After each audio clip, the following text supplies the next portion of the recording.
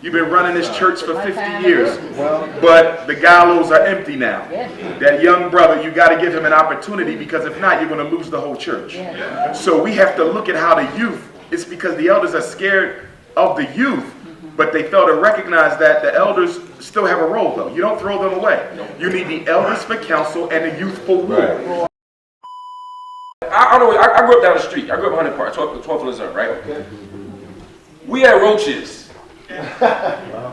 And roaches will tear up your crib. But mostly when the lights is off. As soon as you flick the light switch on, what do roaches do? They scare. Y'all know. Y'all looking for me too. The police are roaches. The police are roaches. The police are roaches. That is a quote. Feel free to use it. I don't care. I'll make it real simple. The youth know that the adults are scared of white people.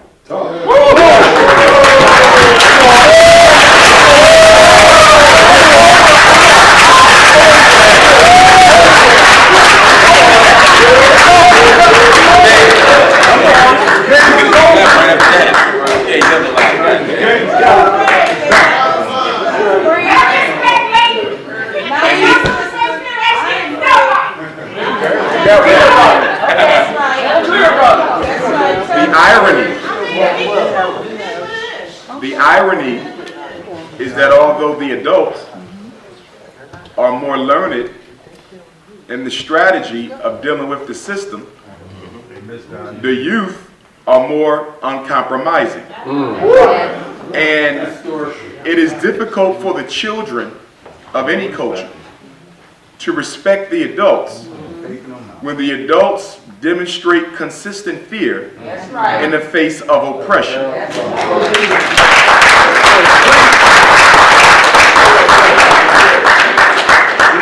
We often look to our youth as if they are the problem, but in all honesty, they are the solution. Because at the end of the day, no matter how much the adults may know about the system, no matter how well we may be versed in the strategy, without the courage to confront it, it's useless anyway. But on the flip side, with the youth, irregardless of any ignorance that they may temporarily have, the ignorance can be blotted out with learning and education. But the one thing that they have going for them that we do not have is courage and a willingness to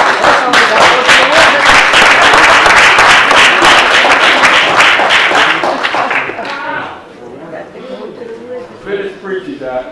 It's all right. Now there are a lot of, you know, one of the privileges you have when you're up front, you get to read the audience as a matter of countenance. And that statement, which is a provocative statement, of course, registered with a lot of people. There were people on the panel who stood up when he said that the youth understand that the adults are scared of white people, and there's some folks who stood up like they're still young. But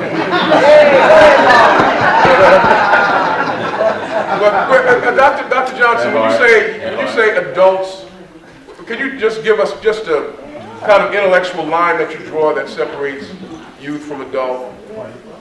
I think that, generally speaking,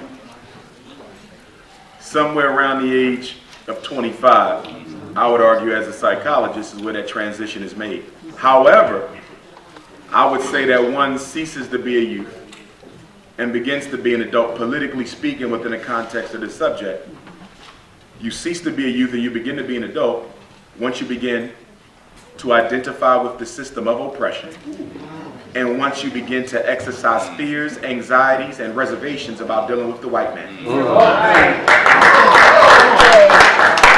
At that point, you're no longer a youth. Part of the definition of being a youth is willing to take risks.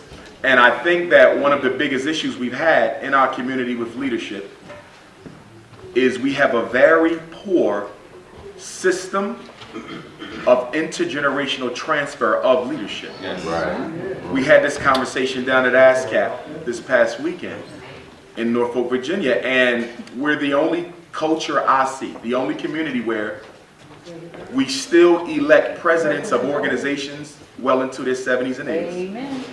We do this in the church, we do it in the integrationist organizations, we do it in the nationalist organizations.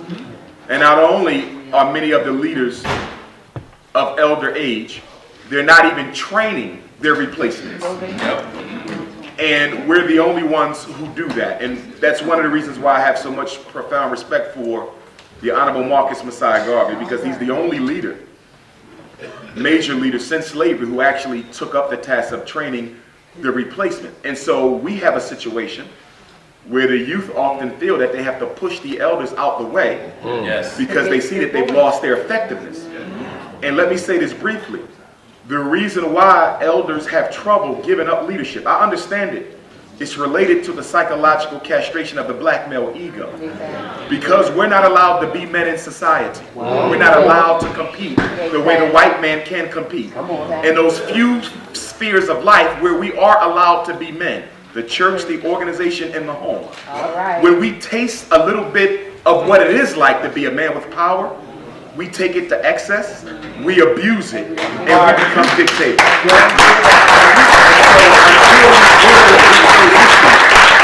I don't think we'll ever rectify this problem, and I think it's going to take elders to check the elders. It's not the youth, it's the elders who have to say, listen, you've been running this church for 50 years, but the gallows are empty now. That young brother, you got to give him an opportunity, because if not, you're going to lose the whole church. So we have to look at how the youth, it's because the elders are scared of the youth, but they fail to recognize that the elders still have a role, though. You don't throw them away. You need the elders for counsel and the youth for war. You need them for structure to continue the church, to provide the insight. But you must have the youth out front. And until we do that, it's going to be hard to reattract our youth to many of our organizations when they see somebody old enough to be their great-grandfather as the president. Thank you very much, sir. How many of you have enjoyed what I think that's a great question, because I think the thing we have to recognize is that we have plenty. That means we don't need more, but we have plenty. I think sometimes we focus so much on what we don't have that we don't think about what we do have at our disposal. If one word comes to mind for me, it's organized. It's organized. You know, it never ceases to amaze me how easy it is to get people to react to things. Even in Ferguson, we went down there 2 in the morning, 3 in the morning. They shooting us with tear gas out there. Next night, more people out there. Next night, more people out there. Getting people to do that is actually not as hard as you would think. It's the exact opposite of what you would think. But once that's over, once the tear gas is gone, and the dogs are gone, and the police are gone, at least in the immediate sense, getting people to make phone calls, follow up, getting people to organize, getting people to feed people, getting people to teach people. The everyday work of struggle, that's what is difficult. That's what Umar was talking about when we talked about the idea of, unless it's right in my face right at this moment and I have an immediate payback right now, sometimes we don't invest in it. We have to love us enough to invest in us and to organize in us. There's a problem in the world today.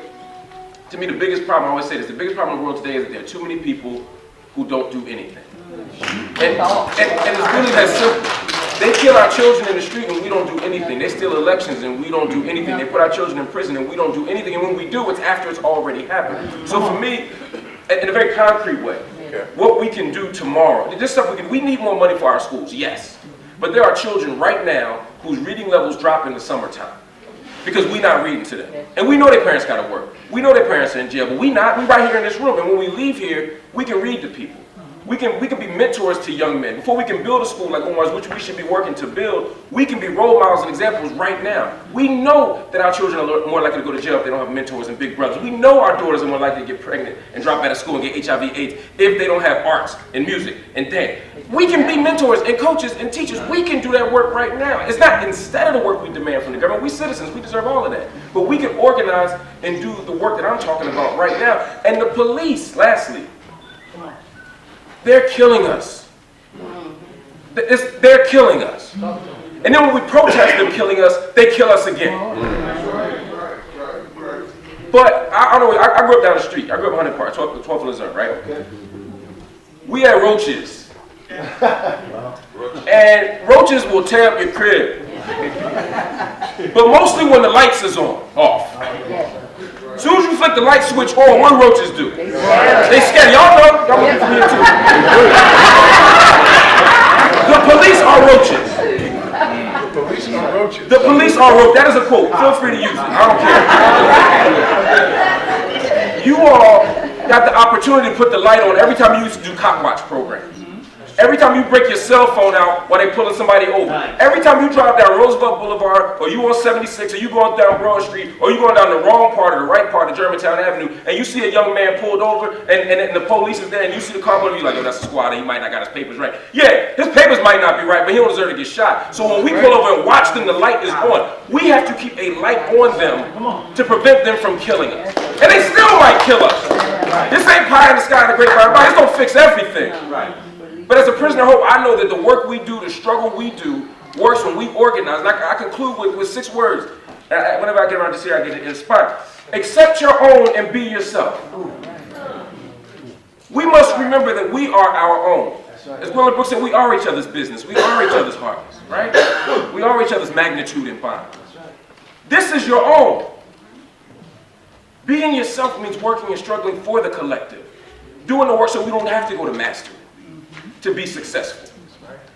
So that you don't have to go to their institutions. We were geniuses before, as the sisters say, we were doing this before they were even human.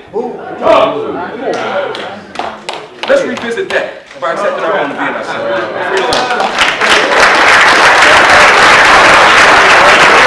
A black person can have a prejudiced attitude, which I would consider intelligence. We've been dealing with white folks for over 500 years. If you don't exercise your prejudice in dealing with white folks, it could cost you your life. So to be prejudiced as an African, I think, is to be intelligent, because I'm not going amongst white folks and not use my history and study of them to benefit my